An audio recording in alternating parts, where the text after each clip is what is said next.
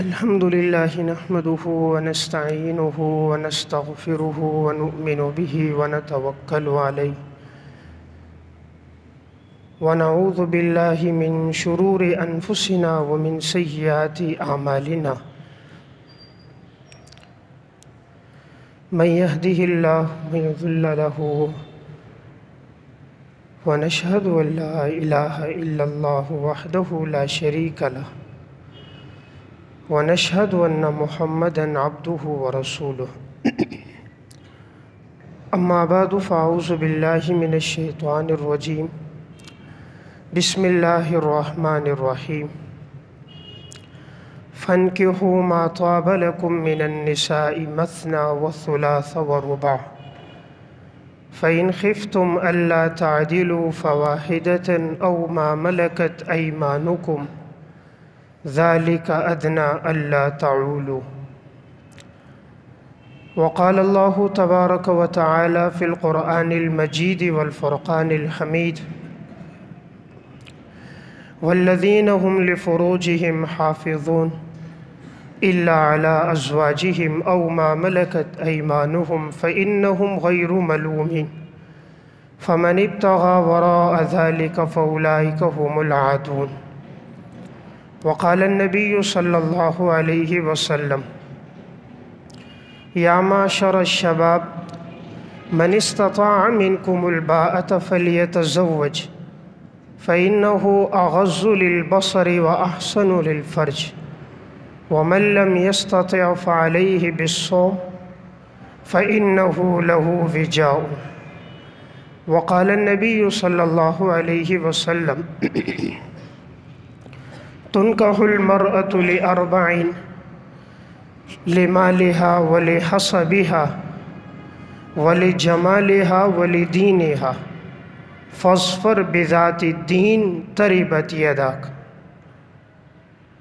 وقال النبي صلى الله عليه وسلم الدنيا كلها متاع وخير متاع الدنيا المرأة الصالحة. صدق اللہ العظیم. میرے انتہائی واجب الاحترام قابل صد احترام بھائیوں، دوستوں اور بزرگوں، قرآن کریم اور احادیث مبارکہ میں شریعت نے ایک اہم حکم کو نہایت تاکید کے ساتھ بیان فرمایا ہے، اور وہ شریعت کا حکم ہے نکاح کرنا. شریعت نے اس حکم کو ترغیب کے انداز میں بیان بھی فرمایا اور اس کا حکم بھی دیا، اور احادیث مبارکہ میں بھی اس بارے میں رسول اللہ صلی اللہ علیہ وسلم نے تعلیمات ارشاد فرمائی. قرآن کریم میں اللہ رب العزت ارشاد فرماتے ہیں فَانْكِحُوا مَا طَابَ لَكُم مِّنَ النِّسَاءِ مَثْنَىٰ وَثُلَاثَ وَرُبَاعَ. پس تم نکاح کرو، 2 نکاح کرو یا 3 نکاح کرو یا 4 نکاح کرو، لیکن اگر تمہیں ڈر ہو کہ تم انصاف قائم نہیں کر سکو گے تو پس تم ایک ہی نکاح کرو.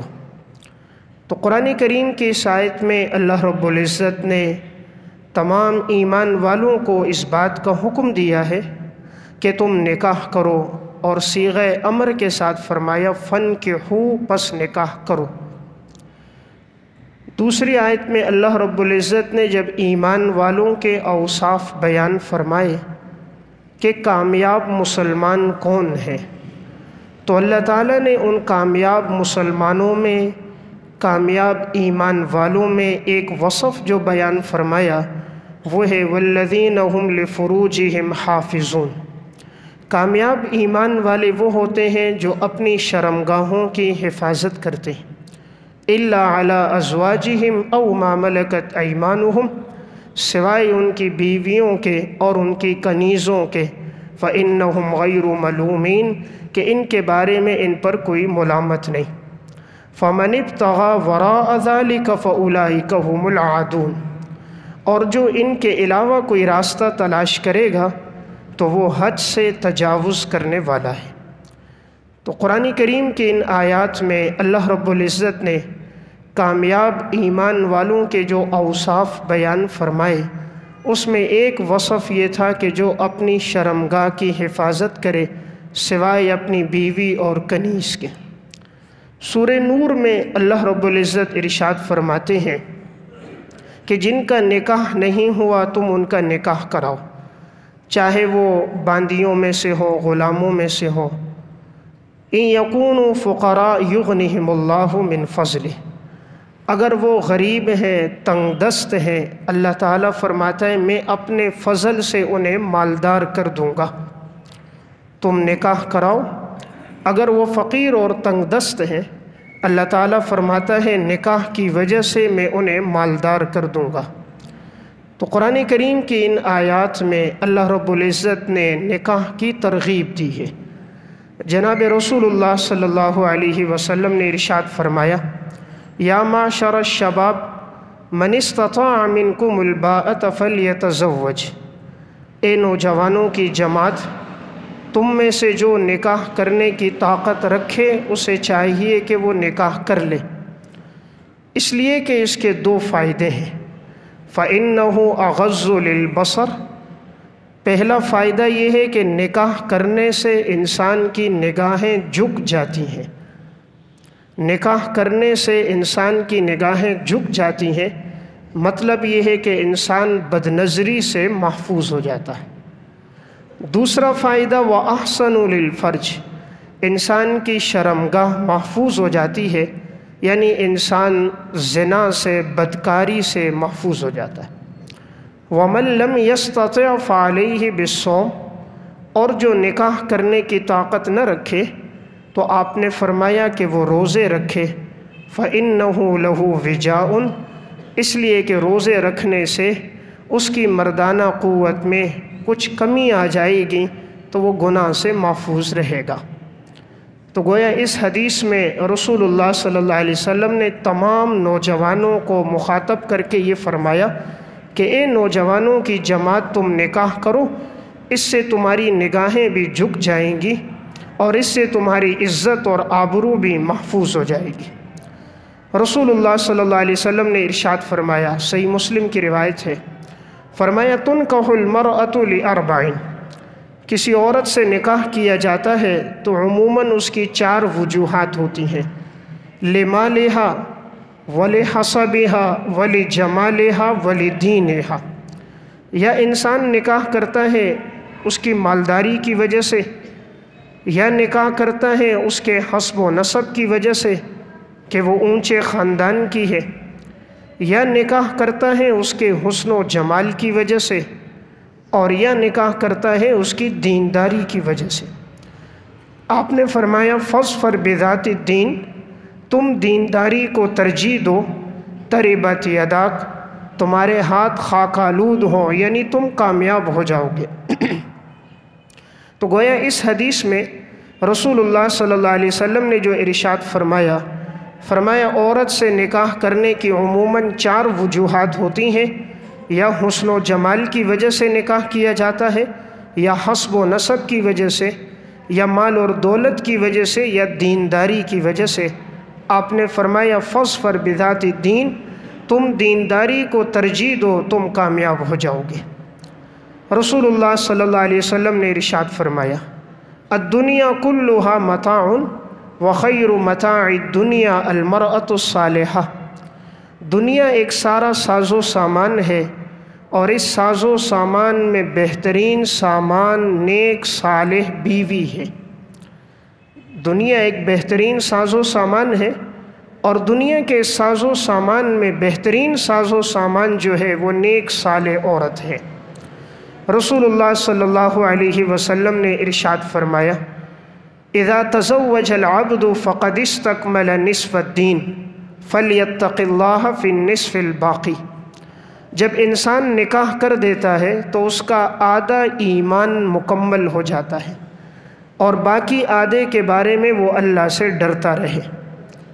گویا اس حدیث میں رسول اللہ صلی اللہ علیہ وسلم نے نکاح کرنے کو نصف ایمان قرار دیا ہے۔ اس کی وجہ یہ ہے کہ انسان جو عموماً گناہ کرتا ہے یا تو وہ منہ سے گناہ صادر ہوتے ہیں یا شرمگاہ سے ہوتے ہیں۔ تو جس شخص نے اپنے منہ کو محفوظ رکھا حرام کھانے سے، اپنی زبان کی حفاظت کی اور اپنی شرمگاہ کی حفاظت کی، تو گویا اس شخص کا ایمان مکمل ہو گیا۔ اسی لیے آپ نے فرمایا جس نے نکاح کر دیا اس کا آدھا ایمان مکمل ہو گیا، یعنی اس کی عزت اور آبرو محفوظ ہو گئی، باقی آدھے ایمان کے بارے میں وہ اللہ سے ڈرتا رہے۔ اس حدیث سے معلوم ہوتا ہے کہ نکاح کرنا آدھا ایمان ہے۔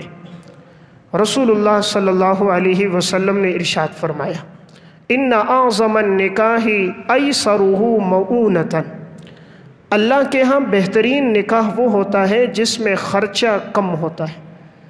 جس نکاح میں خرچہ کم ہو، سادگی کے ساتھ جو نکاح ہو جائے، اللہ کے ہاں وہ نکاح بہترین نکاح ہوتا ہے۔ رسول اللہ صلی اللہ علیہ وسلم نے ارشاد فرمایا لم نر للمتحابین مثل النکاح، ہم نے نہیں دیکھا آپس میں ایسی محبت جیسی کہ محبت دو نکاح کرنے والوں میں ہوتی ہے۔ جو محبت اللہ میاں بیوی میں قائم کر دیتا ہے، ایسی محبت کی مثال نہیں ملتی۔ تو گویا نکاح کرنے کی ترغیب دی گئی ہے۔ تو احادیث مبارکہ میں بھی رسول اللہ صلی اللہ علیہ وسلم نے اس کی ترغیب دی، اور آپ نے فرمایا کہ اگر کوئی شخص نکاح کا پیغام لے کر آتا ہے اور وہ لڑکا ایسا ہے کہ تم اس کے اخلاق سے بھی راضی ہو، اس کی دینداری سے بھی راضی ہو، تو تم نکاح کر دو۔ اس لیے کہ اگر تم نکاح نہیں کرو گے تو زمین میں فساد پھیل جائے گا، یعنی زمین میں گناہ پھیلیں گے، بدکاری پھیلے گی۔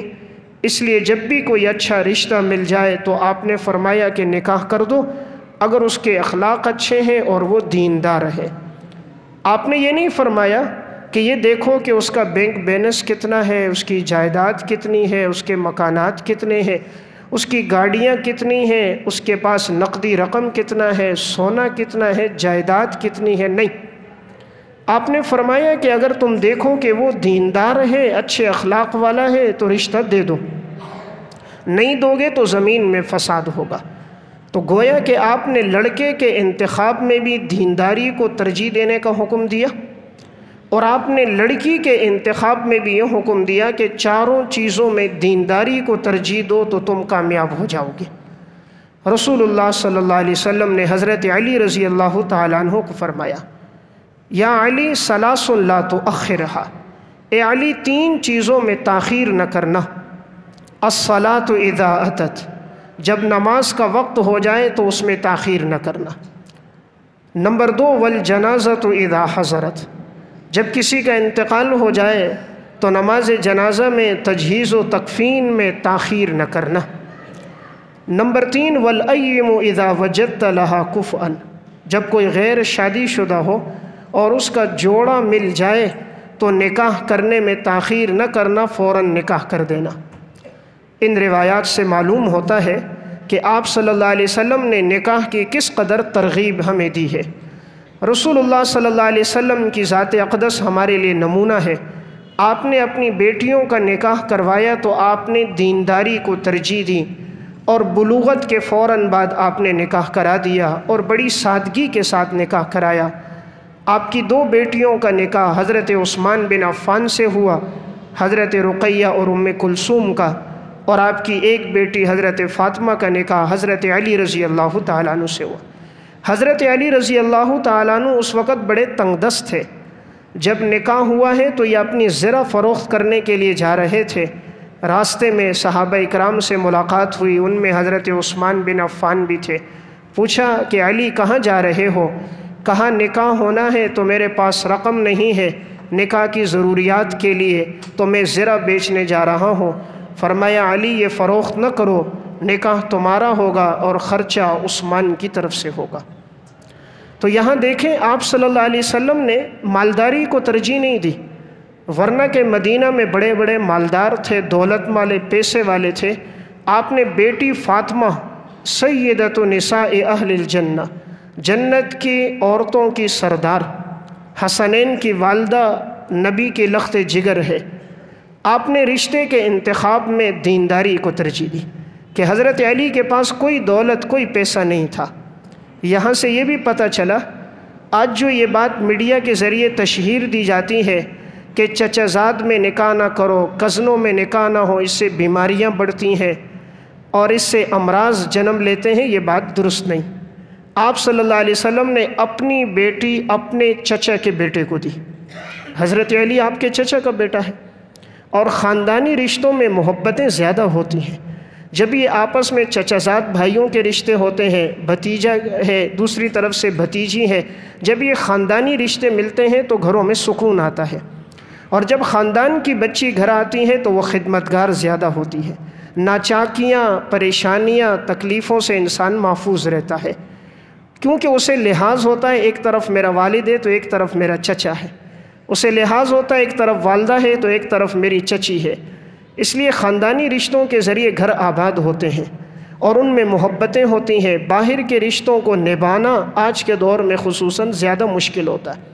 تو بہرحال آپ صلی اللہ علیہ وسلم نے انتخاب حضرت علی کا کیا، اور آپ نے اپنی بیٹی فاطمہ کو ایک چارپائی دی، ایک لحاف دیا، ایک مصلی، ایک مشکیزہ، نہایت مختصر ضرورت کا سامان دیا۔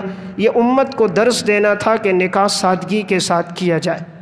شریعت نے نکاح کو بہت آسان رکھا، ہم نے رسم و رواج کے ساتھ اسے مشکل بنا دیا۔ شریعت نے نکاح میں کیا رکھا ہے؟ 3 چیزیں۔